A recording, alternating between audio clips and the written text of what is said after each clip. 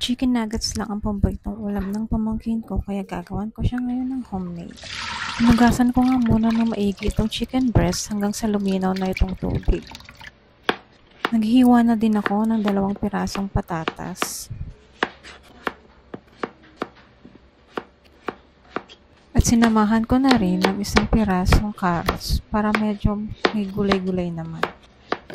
Papakulaan ko muna ito hanggang sa lumambot at habang nagpapakulo ako ng patatas at carrot ay hiniwa-hiwa ko na ng maliit itong chicken breast.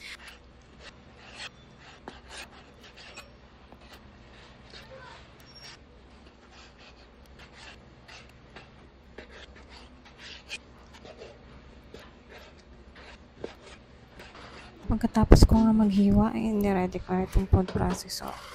Pagkatapos ay isinalang ko na nga agad itong mga hiniwa-hiwa kong chicken breast hanggang sa ito ay matinaw.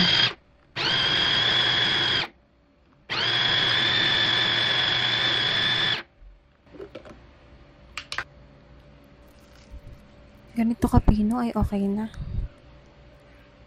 Isinunod ko na nga itong pinakulaan ko na patatas and carrots.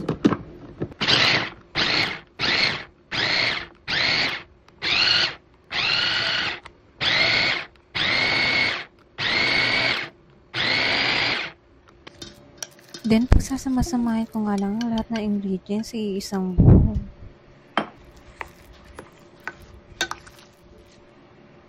Lagyan ko nga ito ng garlic powder, onion powder, pamintang durog, at saka asin. Saka isang itlog, saka sinamahan ko na rin ng cheese. Hinalo-halo ko nga lang ito hanggang sa maging well combined na siya.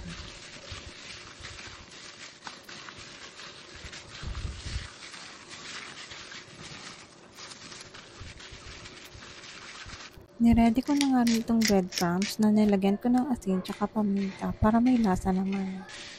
Nagbuo lang ako ng shape ng katulad ng nabibili natin sa supermarket at saka ko siya nilagay sa breadcrumbs.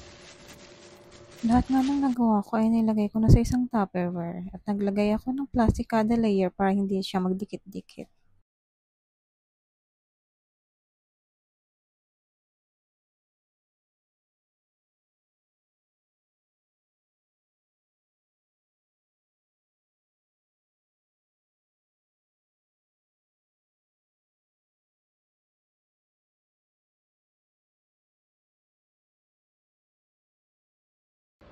Yan, at ito na nga ang lahat ng nagawa ko. Thanks for watching. Bye!